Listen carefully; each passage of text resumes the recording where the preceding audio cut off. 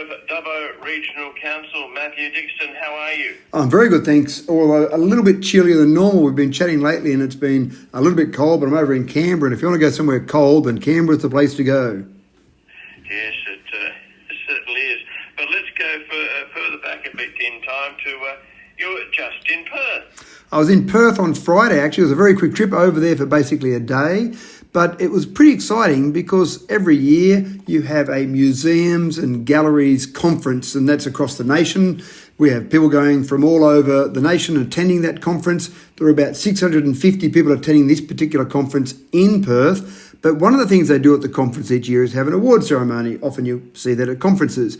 But we won an award, Dubbo Regional Council won an award for our new exhibit at the Wellington Caves. So this was against all museums, all galleries around the nation. The best exhibit of the higher end, so above $500,000 mark, was at the Wellington Caves. And if you haven't been there in the last year, it's well and truly worth going because there's two really exciting things there. The first thing you notice when you walk in the door is a life-size version of a diprotodon. Now, I know you would know exactly what a diprotodon is. Maybe some of your listeners don't know, but a diprotodon is the largest megafauna ever to have roamed the earth. Extinct somewhere around 20,000 years ago. They existed through that Pleistocene area, maybe back to 1 million years ago or further.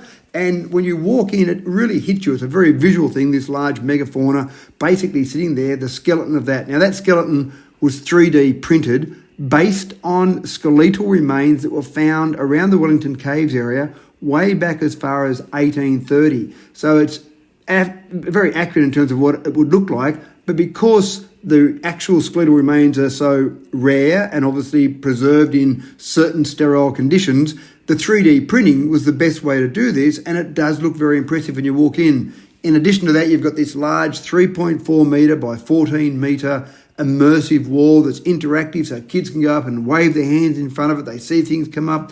This whole area, this whole ancient landscapes exhibit is what it's called. It traces back from 400 million years ago, basically back to today. So a very impressive exhibit. The judges thought it was impressive as well. That won the best exhibit across the nation in all the museums and galleries. So pretty big gong for Dubbo.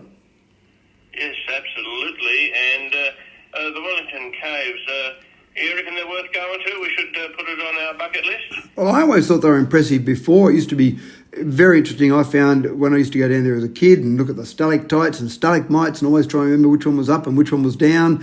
And so just that exhibit has been great, but they've really progressed it lately with that exhibit that I just mentioned. But you can also go and do some fossicking. You can actually go to a little, it's more for kids, I suppose, more than people your age and my age. But basically just you can get these little trays and you get instructed through how a paleontologist, for example, might go through and chip away at the dirt and reveal fossils that are in the dirt. So there's some little fossils put in the dirt there. So it's much more interactive, much more hands-on now. Plus you've still got the caves there, which are fantastic to go down inside. So I think it's worthwhile, definitely. All right. Okay, now you're in Canberra, a bunch of local politicians there. Exactly right. You've got what's called the National General Assembly, which is a very fancy way of saying a conference, and it's for all councils across the entire nation.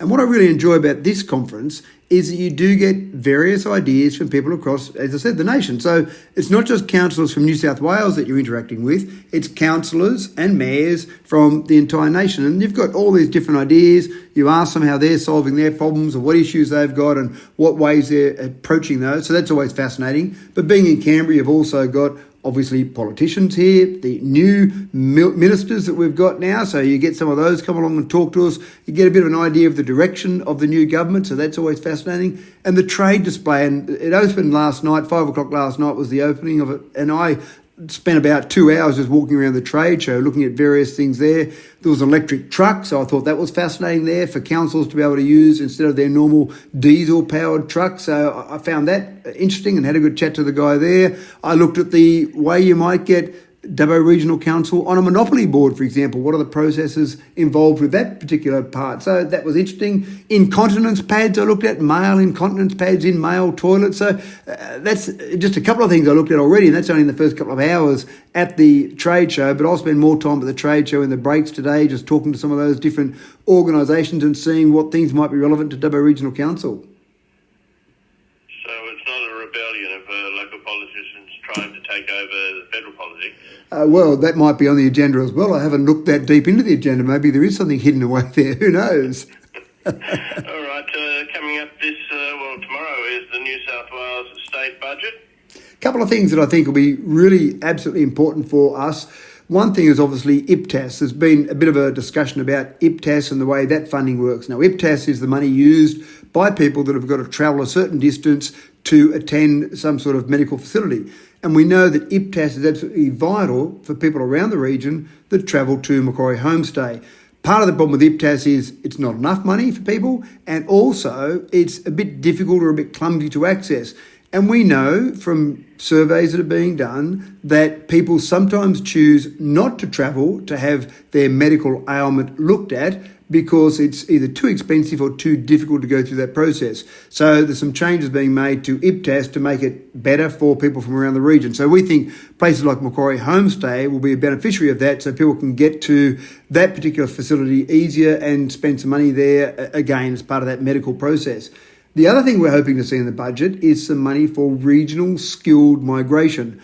Every employer that you speak to in Dubbo, in Wellington, in the region is crying out for more staff, and staff with particular skills that suit whatever that business might be. We hope there's about $2.5 million in the state budget for regional skilled migration for a group called Regional Cities New South Wales, which is a group of 16 cities across the state, to try and get people out of Sydney and let them realise some of the wonderful things that we've got in regional areas, including the jobs we've got in regional areas. So we hope that money will be in that budget as well, and that'll help more migration from Sydney to these regional locations. Both those things are very important, not only to Dubbo Regional Council, but even our smaller communities of Nyngan and Brewarrina and Burke. You're absolutely right. And one of the things that we find is that if we can get some people travelling out to Dubbo, for example, if we can get some people travelling out to regional cities, the surrounding areas obviously get a huge benefit from that as well. So sometimes it's harder to focus on getting a skilled migration out to a smaller community because someone in Sydney really doesn't understand what it means about those smaller communities, but they kind of get it in places that are a bit larger, an Orange, a Bathurst, a Dubbo, for example. But then once they get out to these areas, they go, wow, that Narromine, that Nyngan, that Gilgandra, gee, they're wonderful places. I might go and look at what's there, or I might go and live there. I might even live at Narromine, for example, and commute into Dubbo into my job there. So the smaller regions actually get a benefit from the larger cities, like Dubbo, getting some of that skilled migration. Matthew Dickerson, enjoy Canberra. As much as I can. It's a bit cold, though.